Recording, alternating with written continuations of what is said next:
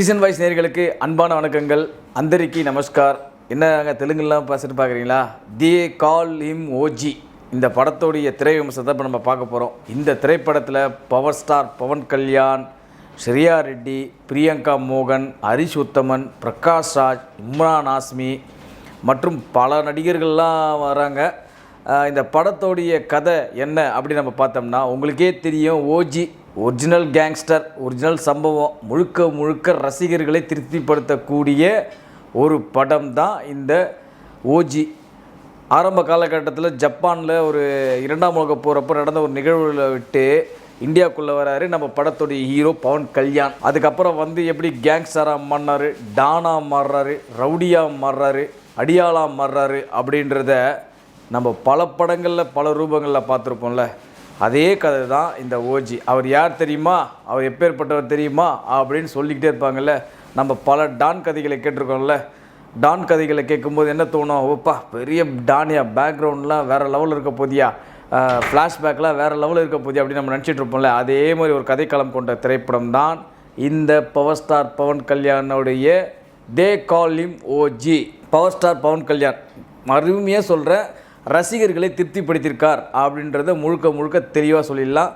அவரது ரசிகர்களுக்கு ஒரு தீபாவளி, ஒரு பொங்கல், ஒரு தசரா என்ன வேணாலும் சொல்லிக்கலாம். அவரது ரசிகர்கள் தேட்டர் முழுக்க தெறிக்க விட்டுருப்பாங்க. அந்த அளவுக்கு இந்த படத்துடைய மாஸ் காட்சி அமைப்புகளை இயக்குனர் சுஜித் அவர்கள் இந்த படத்தை செதுக்கியிருக்கார் அப்படின்னு சொல்லலாம். மனைவியாக வர பிரியங்கா மோகன், அவங்களுக்கு அழுத்தமான கேரக்டர் இல்லை இந்த படத்தில். பெரிதளவில் மொத்தமே ஒரு 20 நிமிஷமோ ஒரு 1/2 hour தான் அவங்க படத்துக்கே வராங்க. உங்களுக்கே தெரியல, இந்த மாதிரி கேங்ஸ்டர் படங்கள், ஒரு ரா ஃபுட்டேஜ் படங்கள்லாம் எப்படி இருக்குன்னா, ஆரம்ப காலகட்டத்தில் ஒரு பெரிய ஆட்களுக்கு வேலை செய்வாங்க, ஏதோ ஒரு ஒரு கடுப்பில் வீட்டை விட்டு வெளில வந்துடுவாங்க. இம்ரான் ஹாஷ்மி வில்லனாக வர்றாரு.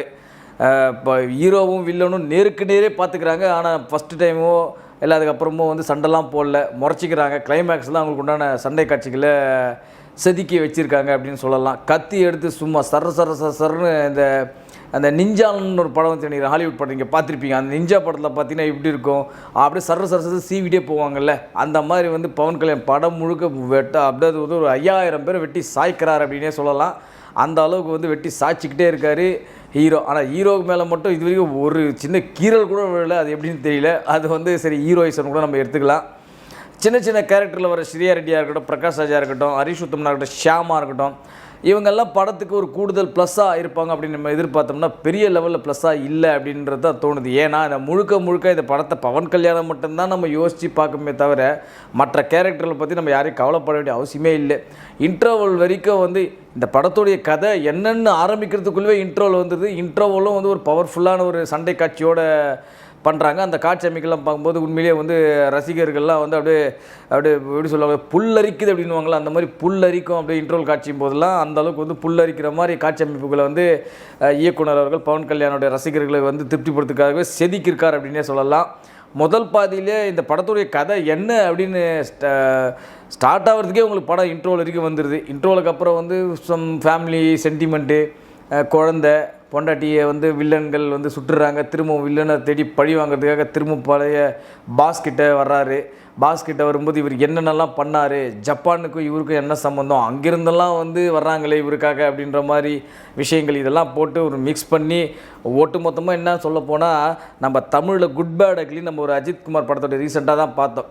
அதை எப்படி நம்ம ஒரு அந்த படத்தை மூளையை கழட்டி வச்சுட்டு ஒரு 2.5 மணி நேரம் போயிட்டு விசில் அடித்து கத்தின்னு ஆர்ப்பாட்டம் பண்ணிக்கிட்டு நான் தேட்டரில் திருவிழாவை கொண்டாடிட்டு வரணையா அப்படின்னு நம்ம யோசிச்சோம்ல.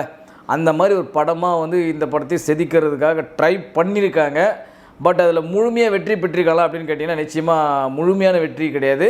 ஒரு 50% மட்டுமே இந்த படத்துக்கு வெற்றி பெற்றிருக்காங்க அப்படின்னே சொல்லலாம். முதல் பாதி கதையே இல்லைங்க, ஒன்றுமே இல்லைங்க. ஆனால் படம் விறுவிறுன்னு கொடுத்துருக்காங்க. முதல் பாதியில் நல்லா விறுவிறுன்னு கொடுத்துருக்காங்க. ஃபஸ்ட் ஹாஃபை பொறுத்த வரைக்கும் நல்லா என்ஜாய் பண்ணியே பார்க்கக்கூடிய அளவுக்கு காட்சி அமைப்புகளும் இதுவெல்லாம் நல்லா செதுக்கியிருக்காங்க. பட் முதல் பாதியை கொடுத்த அந்த எஃபெக்டையும் அந்த ஃபீல்லையும் அந்த கூஸ் பம்பையும் 2ஆம் பாதியில் கொஞ்சம் கோட்டை விட்டுட்டாங்களோ அப்படின்ற மாதிரி தோணுது. ஏன்னா முதல் பாதியை பார்க்கும்போது 2ஆம் பாதி சூப்பராக செதுக்கியிருப்பார்ப்பா அப்படின்னு நம்ம நினச்சிட்டு பார்த்தோன்னா 2ஆம் பாதி இவ்வளோதானா அப்படின்ற மாதிரியும் நம்மளை யோசிக்க வைக்குது. அது ஏன் டைரக்டர் அந்த விஷயத்தை கைவிட்டாருன்னு தெரியல. பட் என்ன இருந்தாலும் பார்த்தீங்கன்னா இது உண்மையிலே பவன் கல்யாண் வந்து ரசிகர்களுக்காக கொடுத்த ஒரிஜினல் சம்பவம் அப்படின்றது மட்டும் தெளிவாக சொல்லலாம். ஏன்னா இந்த திரைப்படத்துக்கு வந்து பார்த்திங்கன்னா சென்னையில் கூட அதாவது குறிப்பிட்டு தமிழ்நாட்டில் கூட வந்து நல்ல ஒரு வரவேற்பு பெற்றிருக்கு. வசூலில் பாக்ஸ் ஆஃபீஸில் வந்து நல்ல வந்து வரவேற்பு பெற்றிருக்கு இந்த முதல் 2-3 நாட்களில். அது நல்லாவே தெரியுது. ஏன்னா இப்போ இன்றைக்கி வந்து இந்த படம் வந்து அனைத்து இடங்களிலும் இந்தியா முழுவதும் அனைத்து இடங்களிலும் முன்னாலே 10 மணிக்கு போட்டாங்க. அது எல்லா இடங்களும் பெரிய லெவலில் புக்கிங் ஆகிருக்கு. எல்லா இடங்களும் மேக்ஸிமம் ஃபுல்லும் ஆகிடுச்சு. சரி, அதை வைத்து பார்க்கும்போது வந்து சுஜித் வந்து ஏற்கனவே பிரபாஸ் அவர்கள் வைத்து சாகோ அப்படின்ற ஒரு திரைப்படத்தை கொடுத்தாரு. உங்கள் எல்லாருக்குமே தெரியும். அந்த படம் வந்து பெரிய லெவலில் விமர்சன ரீதியாக வரலனா கூட வசூல் ரீதியாக பெரிய வரவேற்பு பெற்றது உங்கள் எல்லாருக்குமே தெரியும். அதே மாதிரி தான் அந்த நம்ம பவன் கல்யாண் அவர்களோட ரசிகர்களை ஒரு படி மேலே போயிட்டு நம்ம வந்து எப்படி பார்த்துருப்போம் பவன் கல்யாணம் ஒரு ஜாலியாக வந்து ஒரு ஃபன் பண்ணுற பவன் கல்யாண், ஒரு சும்மா சாதாரணமான ஒரு பவன் கல்யாண், ஒரு குடும்ப பாங்கான பவன் கல்யாண், லவ் பண்ணுற பவன் கல்யாண், காலேஜ் ஸ்டூடெண்ட் பவன் கல்யாண், ஒரு கேங்ஸ்டர் பவன் கல்யாண், இதெல்லாம் பார்த்த பவன் கல்யாண் இந்த படத்தில் கொஞ்சம் அடிஷ்னலாக ஒரு படி மேலே போய் எப்படி பண்ணியிருக்காருன்னா இன்டர்நேஷ்னல் லெவலுக்கு ஒரு கேங்ஸ்டர் படம் பார்த்தா எப்படி இருக்கும் அந்த மாதிரி வந்து ஒரு இன்டர்நேஷ்னல் லெவலுக்கு ஒரு கேங்ஸ்டர் படத்தை செதுக்கி வச்சுருக்காங்க. முழுக்க பவன் கல்யாண் ரசிகர்களுக்காகவே இது எடுக்கப்பட்ட படம் மாதிரி தான் இருக்குது. என்னன்னு சொல்லப்போனால் அஜித்க்கு எப்படி ஒரு குட் பேட் அக்லியை வந்து ஆதித்யன் வந்து இங்கே வந்து அவரோட ரசிகர்களை பல்ஸை பிடிச்சி செதுக்கி வச்சுருந்தாரோ அதே மாதிரி தான் பவன் கல்யாணோடைய ரசிகர்களை பல்ஸை பிடிச்சி செதுக்கி வச்சுருக்காரு அப்படின்னு சொல்லலாம். ஆனால் என்னன்னா ஓவராக செதுக்கி வச்சுட்டாரு அப்படின்ற மாதிரி நமக்கு தோணுது இந்த படத்தை பார்க்கும்போது. என்ன பண்ணாலும் என்ன சார் இப்போ வந்து எனக்கு 2.5 மணி நேரம் டைம் பாஸ் ஆகும் சார், இந்த படத்தை பார்த்தா எனக்கு 2.5 மணி நேரம் டைம் பாஸ் ஆகுமா சார் அப்படின்னு கேட்டிங்கன்னா நிச்சயமாக டைம் பாஸ் ஆகும். அதாவது எப்படின்னா இதெல்லாம் வந்து ஒரு தேட்டர் மெட்டீரியல் சொல்லுவாங்க. கதையெல்லாம் ஒன்றும் கிடையாதுப்பா, போட்டு படம் ஃபுல்லாக வெட்டிக்கிட்டே இருப்பார்ப்பா, தமிழோட பிஜிஎம் வந்து கலக்குன்னு கலக்கிட்டே இருப்பார். படம் ஆரம்பித்தது முட்டிட்டு வரைக்கும் தமிழோட பிஜிஎம் வந்து உங்களை தூங்க விடாமல் எழுப்பிக்கிட்டே இருக்கும். தூங்குறேனே இதை படுறாப்பா பிஜிஎம் போடுற எழுப்பி விட்றோம் படுறா அப்படின்ற மாதிரி தமிழ் போட்டு எழுப்பி விட்டுட்டே இருப்பார் உங்களை. அந்த மாதிரி வெட்டுவார், குத்துவார், போவார், வருவார், அவ்வளோதான் கதையே. என்னவோ ஒன்று பண்ணுறாப்பா 2.5 மணி நேரம் ஏதோ போச்சுப்பா டைம் பாஸ் ஆச்சுப்பா அப்படின்னு நினைக்க தோணும். அவ்வளோதானே தவிர மற்றபடி இது சொல்லுக்கும்படியாக பெரியசாக ஒன்றுமே இல்லை. பட் இருந்தாலும் ரசிகர்களுக்காக பவன் கல்யாண் கொடுத்த ஒரிஜினல் சம்பவம் அதை மட்டும் தெளிவுபடுத்திக்கலாம். மற்றபடி பெருசாக மற்றவர்களுக்கு எப்படியோ அதை நீங்களே தான் பார்த்து முடிவு பண்ணோம். என்ன இருந்தாலும் இது பவன் கல்யாணுடைய ஓஜி சம்பவம். மீண்டும் சந்திப்போம். நன்றி, வணக்கம். இது போல பல வீடியோக்களை கண்டு மகிழ எங்களது ரீசன்ட் வாய்ஸ் சேனலை மறக்காம சப்ஸ்கிரைப் பண்ணுங்க.